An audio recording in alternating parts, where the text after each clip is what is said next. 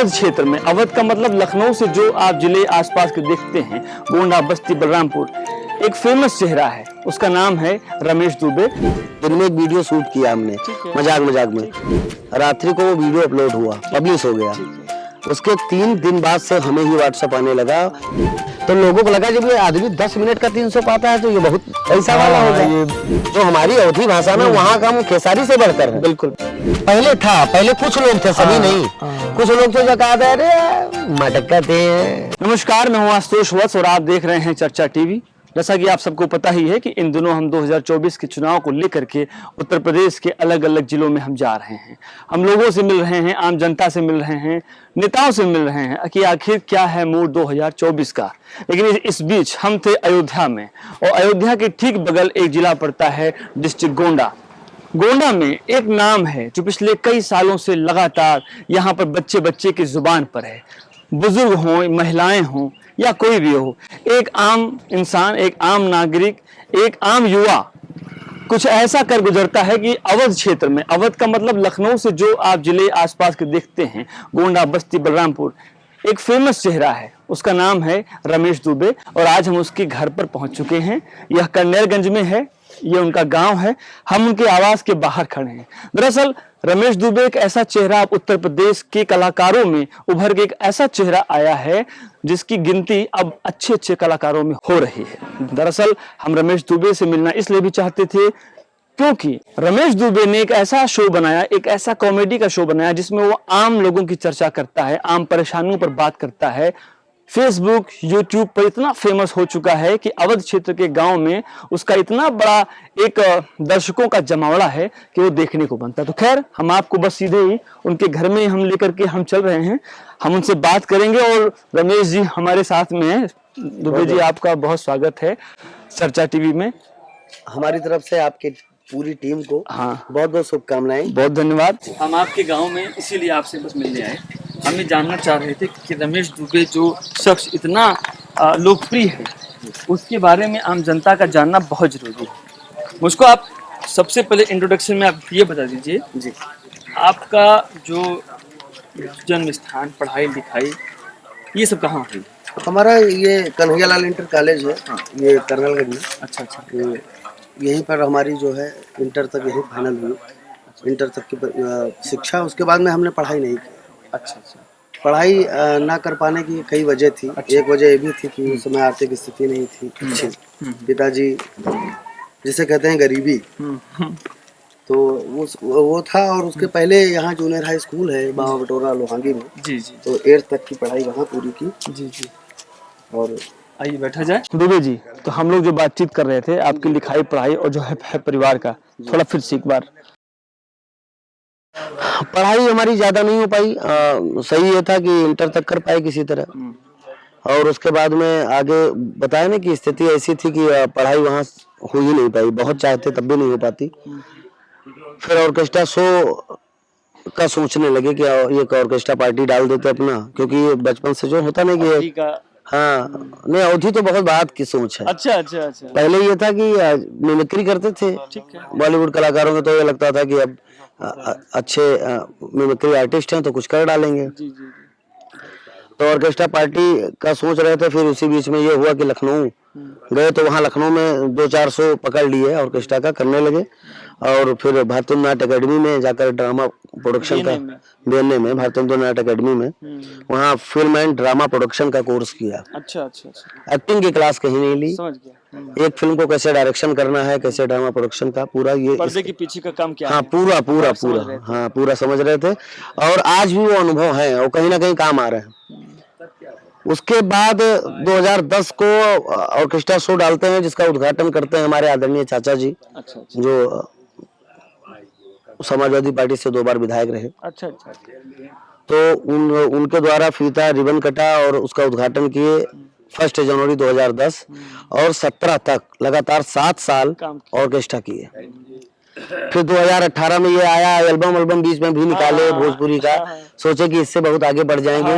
तो कोई सफलता नहीं मिली। तो 6 जुलाई 2018 को हमारे यहाँ बड़े चाचा हैं, इनके लड़के की शादी थी। और उस दिन हमारा ऑर्केस्ट्रा भी बुक था शादी में, तो हम ऑर्केस्ट्रा करने गए, लेकिन दिन में एक वीडियो शूट किया हमने मजाक मजाक में, और उस वीडियो को अपलोडिंग पे लगा दिए। हम मोबाइल लेकर के चले गए, प्रोग्राम कर रहे थे, 10:30 बजे रात्रि को वो वीडियो अपलोड हुआ, पब्लिश हो गया। उसके 3 दिन बाद से हमें ही व्हाट्सएप आने लगा, कहते हैं ना पहला वीडियो और हिट होता है हाँ, तो जिंदगी बनती है, वही हुआ।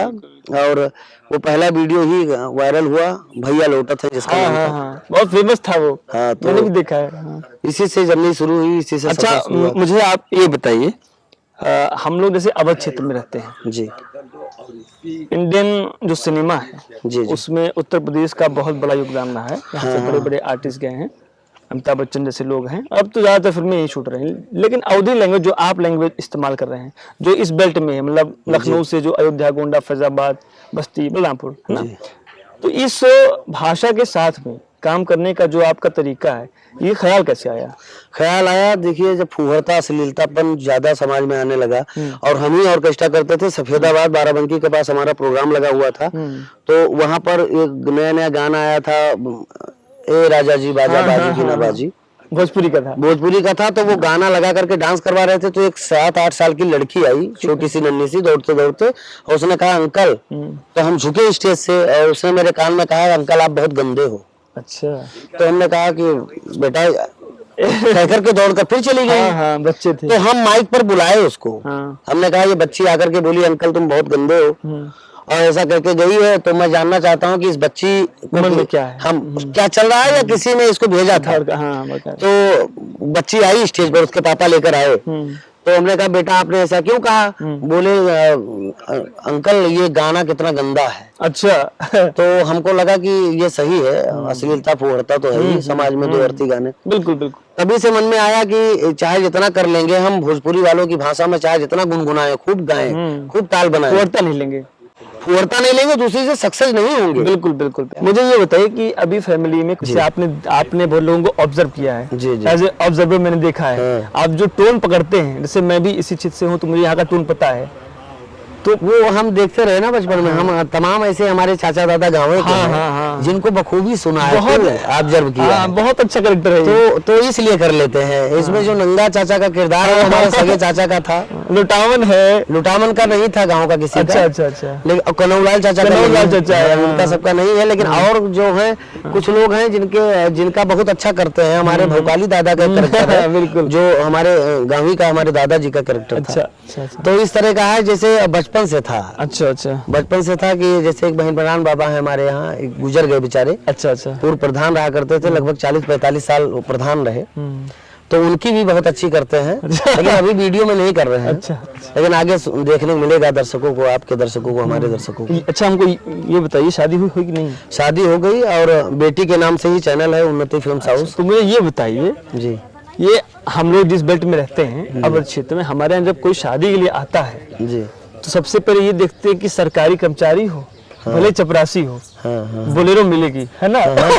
सही है। लेकिन अगर लड़का प्राइवेट जॉब में है, चलो तब भी चलाऊं, लेकिन आप तो आर्टिस्ट थे, तो जो लोग देखने आए थे, तो क्या बताए आप? अच्छा, हम बताएं, उस समय AIR FM रैम्बो में मेरा एक मोहिनी चाय करके एक प्रोग्राम आता था, ठीक है, रेडियो पे। ठीक है। तो जब हमारे शादी वाले आए, एक स्वामीनाथ बाबा थे, हमारे पटीदार ही हैं, तो वहाँ रगड़गंज में वो रहते हैं, ठीक, गोंडा पर। हाँ, गोंडा। तो वो शादी लेकर के आए थे, ठीक है। तो जब नवाबगंज से हमारे ससुराल वाले आए, तो उनके तमाम रिश्तेदार साथ में आते हैं ना, गाड़ी भर के देखने। तो वो जीप से आए थे, तो उसमें ये हुआ भैया लड़का क्या करते, तो उसमें ये बताया गया कि रेडियो में है। अच्छा, रेडियो में कलाकार? हाँ, कलाकार है, रेडियो में वो प्रोग्राम कोई आता है।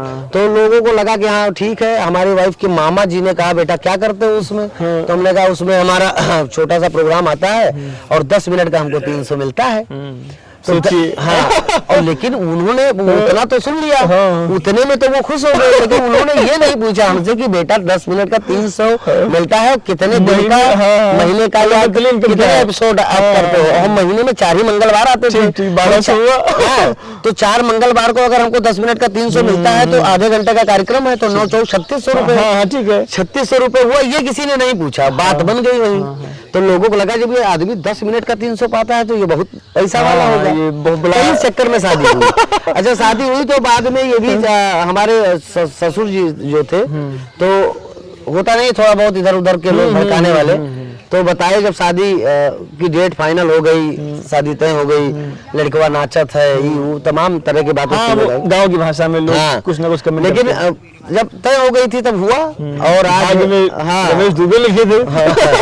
और आज ठीक है, फैमिली ठीक है, उनका बड़ा साथ रहा वाइफ मुझे का। ये बताइए कि पत्नी जब जी। आप ये सब काम और करने लगे, अब जी। तो आप बहुत नामी आदमी हैं, जी। क्योंकि मैं तो बहुत वर्षों से आपको जानना हूँ, पत्नी का क्या सहयोग रहता है? पत्नी का सहयोग बहुत रहा भैया। ऑर्केस्ट्रा समय पे भी था, जब हम 4-4 डांसरों को लेकर के प्रोग्राम करते थे तब भी वो ऐतराज नहीं करती थी। अच्छा। वो समझती थी इनका धर्म क्षेत्र है, कर्म हाँ, क्षेत्र कर्म है। क्षेत्र। उनका साथ रहा आप बखूबी। भाग्यशाली हैं। हाँ, तो उनका साथ रहा, और साथ ना हुआ होता तो बहुत लोग इस फील्ड में आकर के हमने देखा है, तमाम ऐसे हमारे मित्र हैं जो लखनऊ बाराबंकी में कार्यक्रम करते हैं, तो उनके घर पे इस तरह तनी तना हो गया है कि दोनों में से एक ही रहे हैं। हाँ, हाँ। पत्नी ने पता चला समझने की- फांसी लगा ली है, समझने की बात है। जहर खा लिया है, सुसाइड कर लिया, वो तो ये सब- अंडरस्टैंडिंग की बात है। हाँ, एक ऐसे- कलाकार के हाँ, जीवन में ऐसा बहुत कुछ सारी- नहीं हुआ भैया।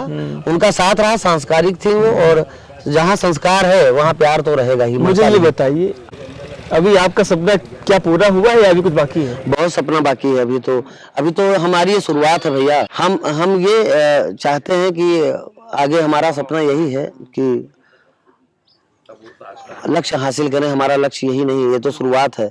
लक्ष्य ये है कि आगे अच्छी फिल्मों का निर्माण करें हम, हमारी अच्छा, भाषा मुझे ये बताइए, क्या भाषा आगे अभी तक बढ़े। आप इतने वर्षों से काम कर रहे हैं, क्या जो इंडस्ट्री है इंडिया में, बॉलीवुड का हिंदी सिनेमा है, भोजपुरी का है, भोजपुरी से ऑफर तो आ रहे होंगे?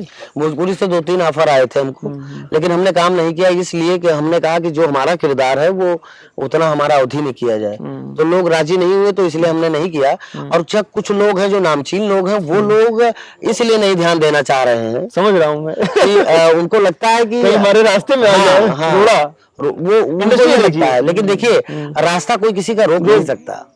काबिलियत सर ना ऐसी होती चीज है, वो पानी में भी रास्ता निकालती है। भाई नवाजुद्दीन सिद्दीकी जी को ले लीजिए, जिनको 2-2 मिनट का किरदार मिला, और वही व्यक्ति आज है जो लीड करता हो। बड़े बड़े सिनेमा का वो लीड है और फिल्मों के हिट करा रहा है। हिट करा। अच्छा, ये बताइए, अभी अगर निरहुआ जैसे बहुत बड़े स्टार हैं भोजपुरी में, जी। वो ऑफर कर दें अगर कि भाई आइए आप पैरेलली, हाँ, एक ही मूवी में 2 स्टार हैं, जी। क्या आपका रिएक्शन रहेगा?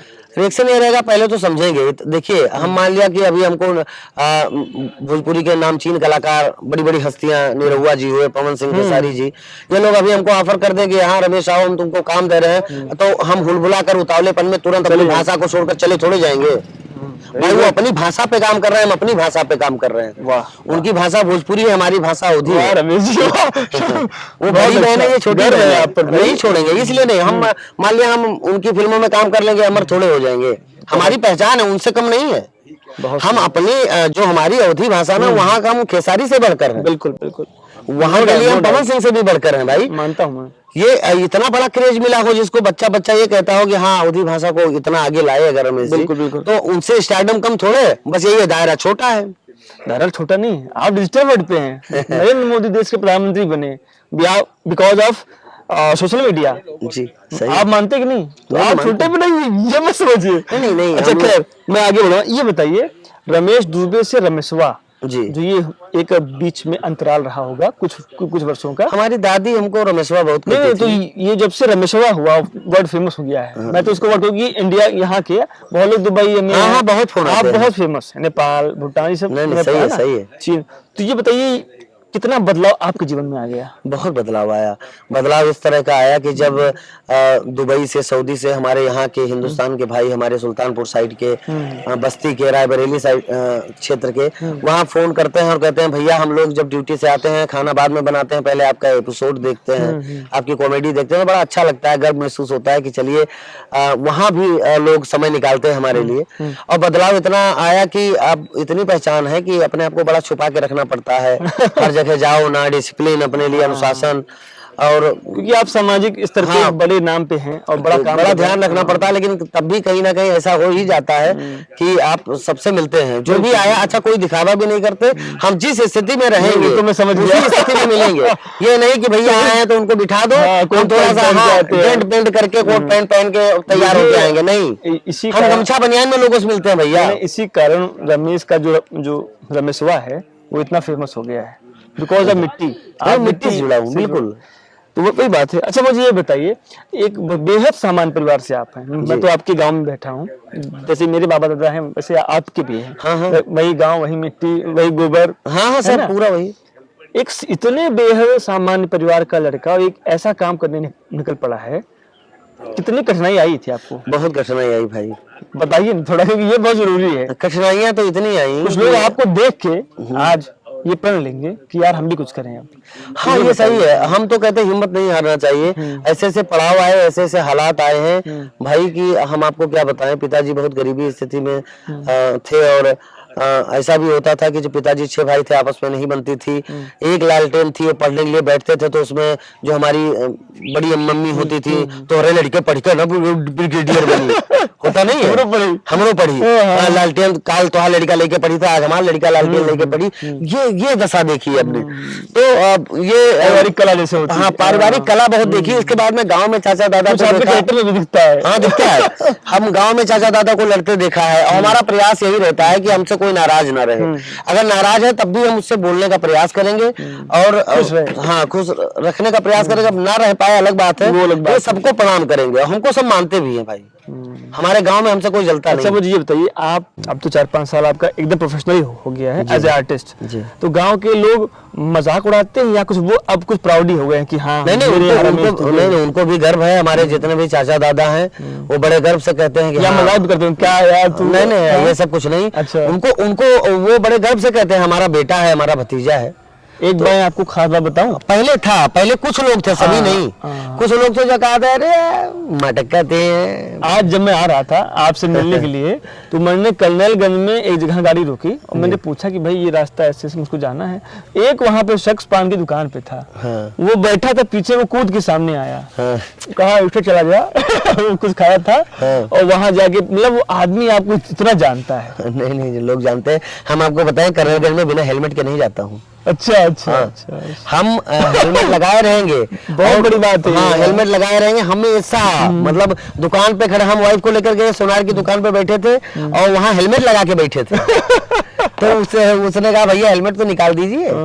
तो हमने कहा नहीं भैया मजबूरी है हमारी, तो सामान लेकिन अच्छा वो हो गया। तब भी वो लोग पहचाने तो तमाम और दुकान वाले आए, बड़ा प्यार मिलता है। इसलिए नहीं कि छुपाते हैं कि हमको कोई, इसलिए कि समय बर्बाद होगा। लोग मिलना चाहेंगे, घर पे ले जाएंगे, अब अंदर ले जाएंगे तो आपको बिठाएंगे। चलो आप किसी बहुत जरूरी काम से गए, 1 घंटा वहीं घूमते रह गए। हाँ वो बता तो रहे, अभी मिर्जापुर गए थे, हमको गए आधे घंटे के लिए थे, लगा वहाँ 2 घंटा।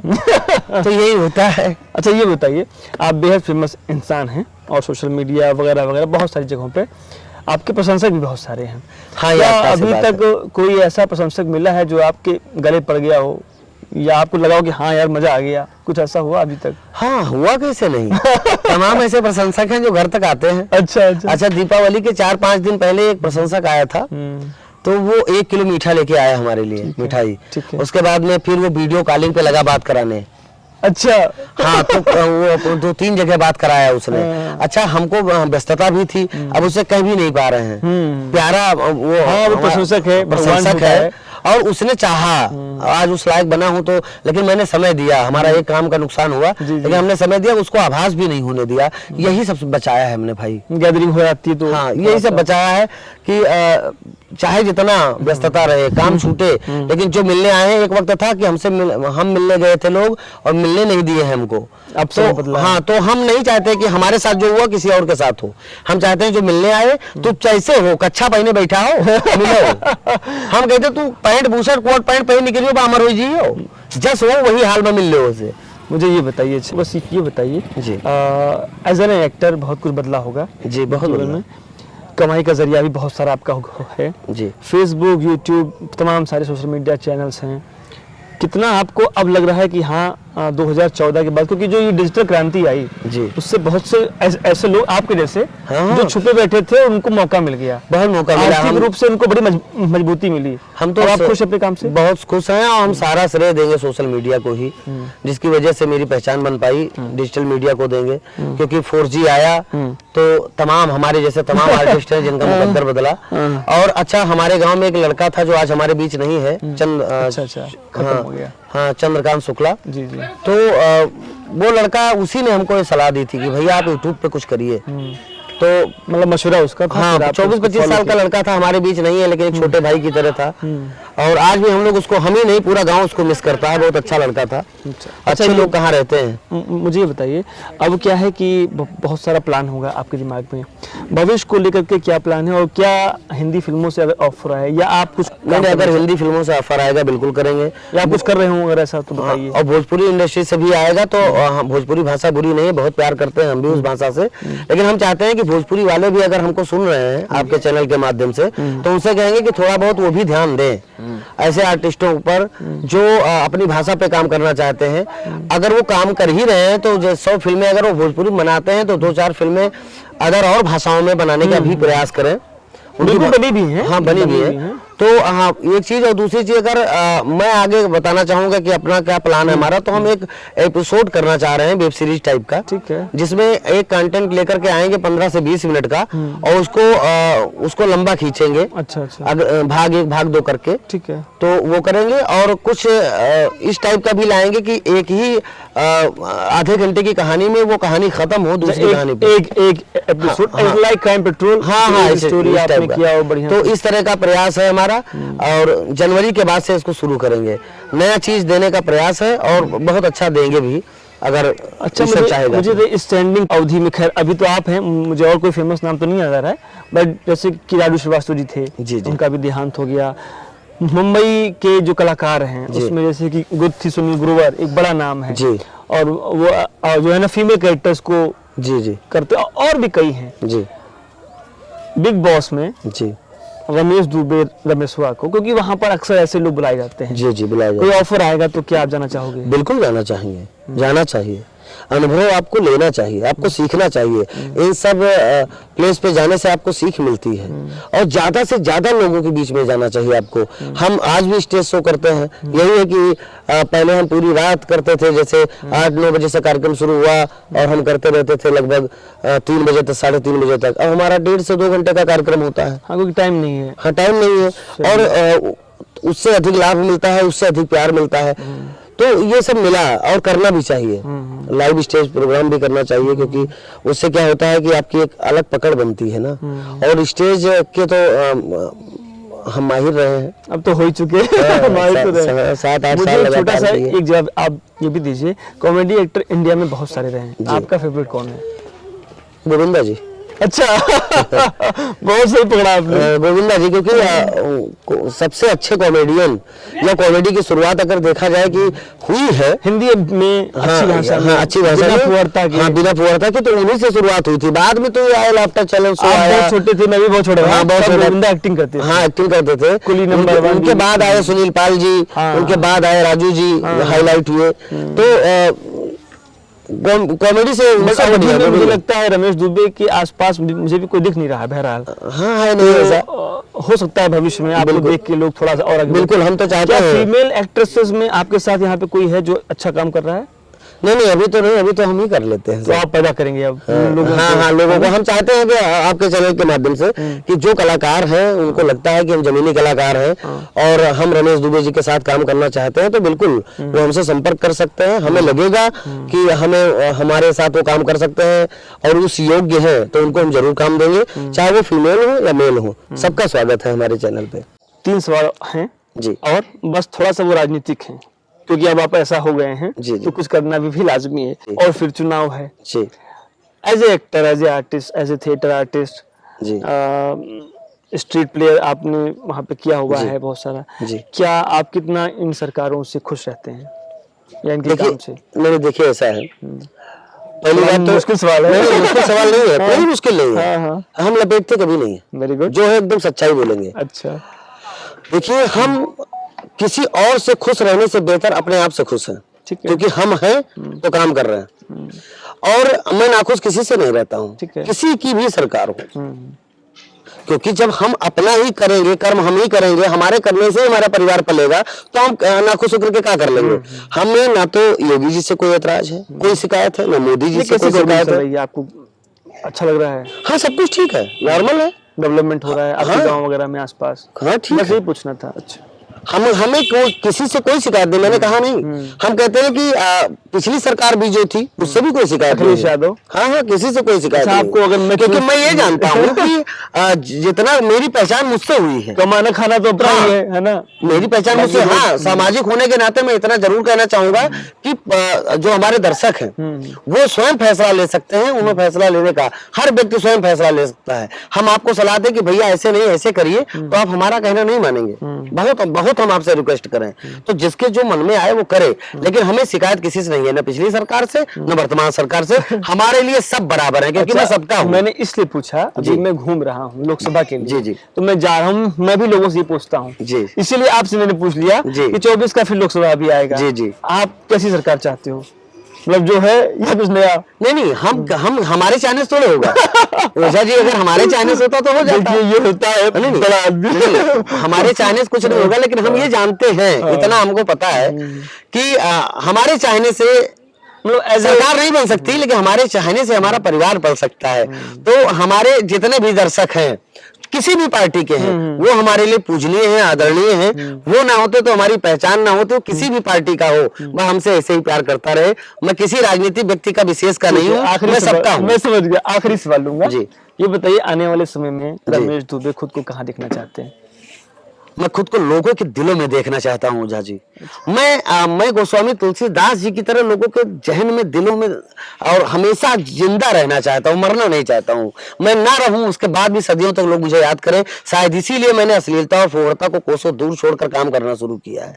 मेरा ही कंटेंट है पूरे सोशल मीडिया पर जिसमें अश्लीलता फोड़ता नहीं होती। बाकी किसी का कंटेंट उठा के देखिए, आप बच्चों के साथ बैठकर नहीं देख सकते, लेकिन मुझे गर्व है कि मैंने ऐसा काम किया है कि आप छोटे छोटे बच्चियों के साथ बैठकर हमारा प्रोग्राम देख सके।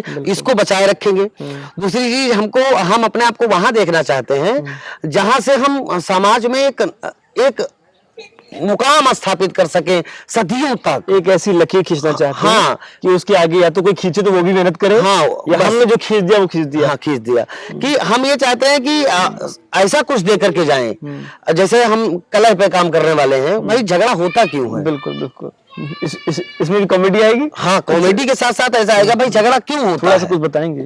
बिल्कुल बताइए भाई। दो भाई हैं आपस में, दो भाई में आपस में कहासुनी हो गई किसी बात को लेकर के, दोनों बहस कर रहे हैं। अरे भैया, अरे असरहा की बहुत गलत काम की है वो, तू हमसे पूछे जो 2 कुंटल गेहूं बेच डाले भाई, हमसे पूछे ही चाहिए तू का, बिना पूछे बेच डालो। तो छोटा भाई बोला, अच्छा ना ही रहो आप तो हम बेच डाला।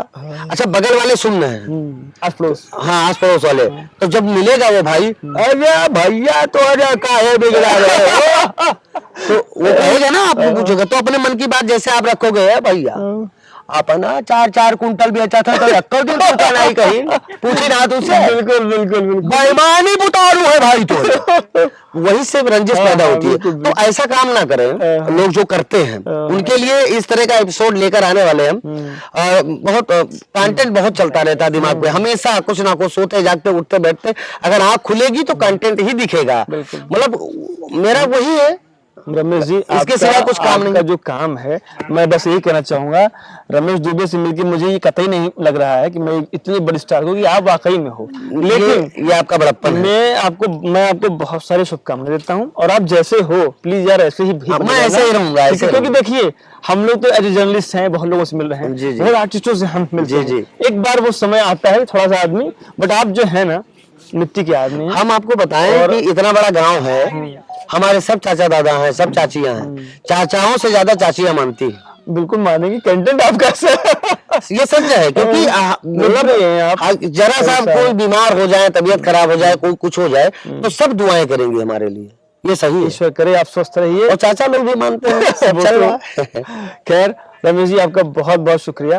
मुझे तो लगा था कि शायद मैं आपके चैनल को बहुत बहुत धन्यवाद देता हूँ, और आप समय लेकर आए। बिल्कुल। और हमारी ये गुजारिश है आपसे कि आप थोड़ा सा एजुकेशन पे, बिल्कुल ये बहुत जरूरी है। आप ऐसे क्षेत्र में हैं, जी थोड़ा सा आप, क्योंकि आप करोगे तो बहुत कुछ बदलेगा। नहीं, बिल्कुल बदलेगा। और शिक्षा को लेकर के हम आने वाले हैं, तमाम कंटेंट लेकर के। अभी जल्दी हमारा वीडियो इस पर आने वाला है। हमने एक कंटेंट बनाया है जिसमें जो सरकारी स्कूल होता है वहां पर बच्चों का एडमिशन करा देते हैं लोग, लेकिन पढ़ाते प्राइवेट में है। ये बड़ी समस्या है। हाँ, ये बड़ी समस्या है, इसको लेकर के आने वाले हैं जल्दी। बहुत शुक्रिया रमेश जी, आपका बहुत स्वागत है। बहुत बहुत धन्यवाद। तो आज हम लोग रमेश रमेश जी के साथ थे, रमेश जी के गांव में थे। रमेश दुबे के बारे में अभी आपने बहुत कुछ सुन भी लिया होगा। हम जल्दी ही मिलेंगे एक नए एपिसोड में, एक नए मेहमान के साथ में। तब तक देखते रहिए चर्चा टीवी। शुक्रिया।